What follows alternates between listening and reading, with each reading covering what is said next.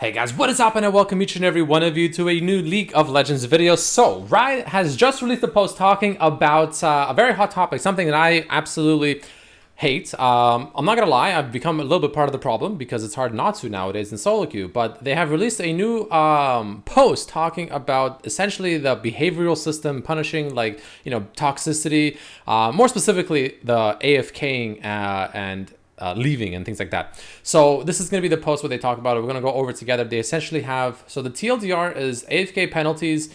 There's like tier levels now and are currently game based.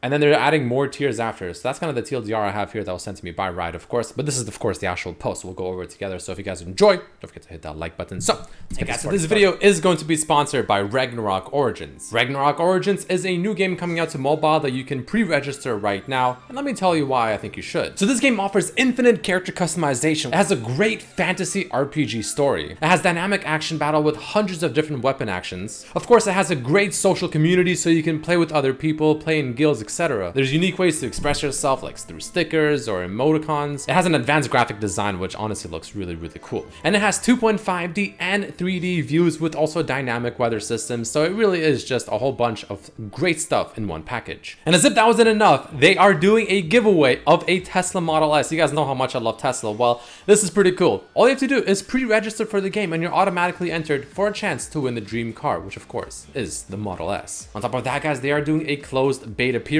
from September 23rd to the 27th for 5 days. Perfect time to try it out. But the link is down below, guys. Definitely check it out. Hey players, you guys can see it, right? Making sure you guys can see everything. Good. Hey players, Barack Probama here and Tim Tam Monster here. Wow, okay. The design and product leads for League's behavioral systems team. Wow, they actually have a team for that. Sometimes actually a little bit of a flame, honestly. Sometimes I'll be completely honest. This is a topic I'm very aggressive about, if you will. Sometimes I legitimately wonder if they even have a team and what the hell they even do for the past year or two.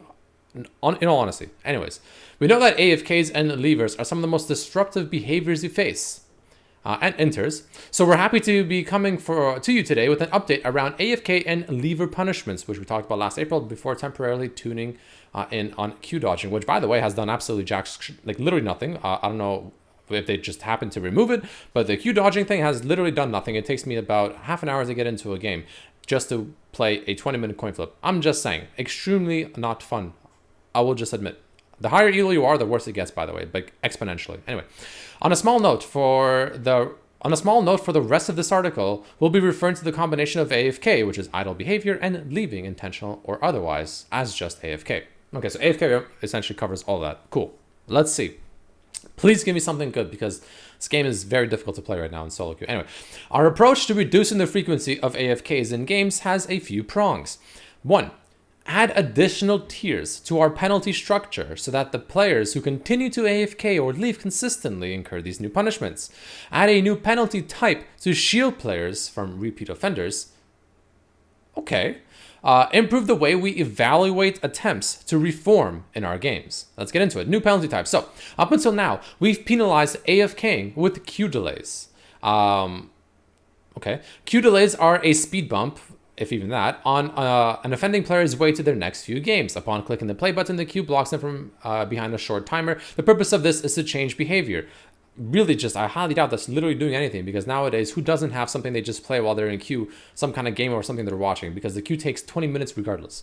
If someone who goes AFK gets to experience what having their time wasted is like, they are less likely to perpetrate it in the future. That is just such a load of shit.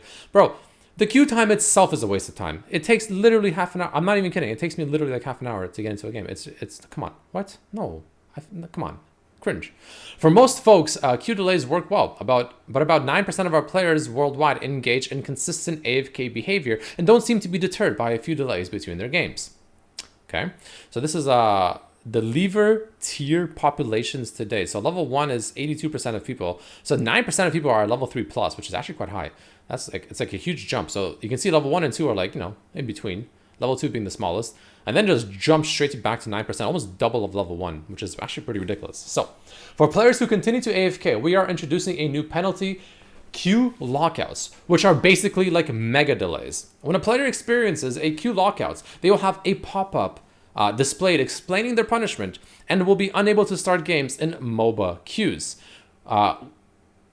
When we issue a queue lockout, we're not saying, hey, doesn't it suck to have your time wasted? We're removing the player from the population for a while so they can't continue to AFK in games. Once a queue lockout does expire, it's followed by the maximum level queue delay, so we can still maintain the benefits of behavior modification, and players who take a break don't get to sit out their entire punishment. Queue lockouts still apply to all MOBA queues. An important note is that any player that is currently at a very high tier will be reset to tier 3.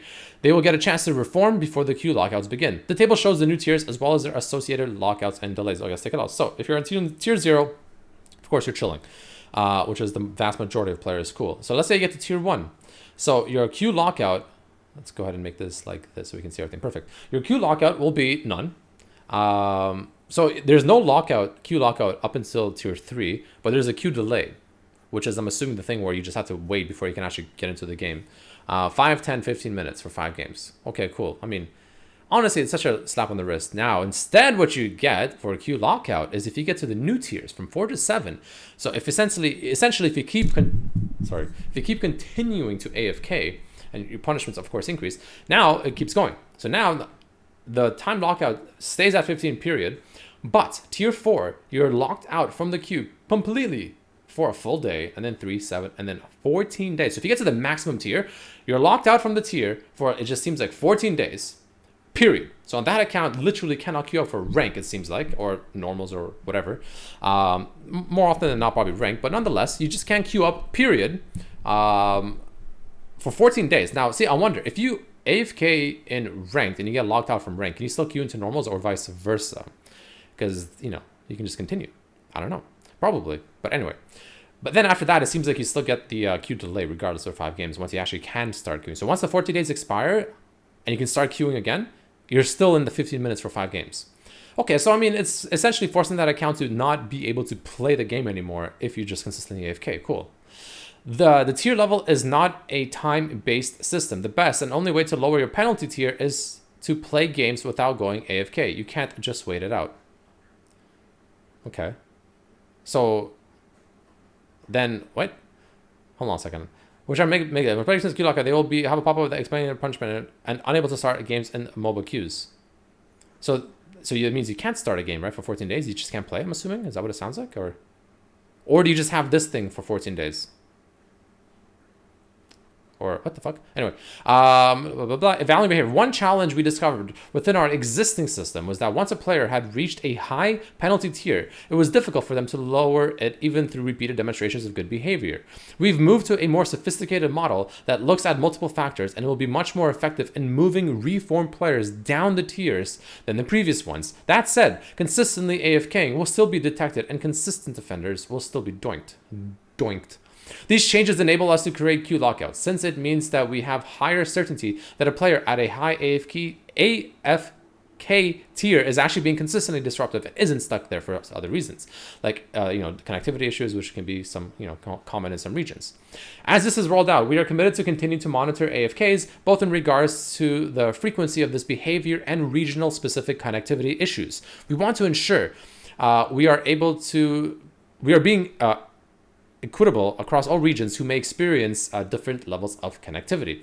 To be safe, we're going to start by testing these changes in a few regions before rolling them out globally. Keep an eye out on the patch notes for status updates. This is not the final word on AFKs. We're working across teams on gameplay to address some of the root causes of these issues, such as not enough ability to come back from behind, inability to deal with other disruptive behavior, and connectivity issues. This is a big one, by the way. This is one of the biggest reasons I think people AFK and just get tilted. One of them.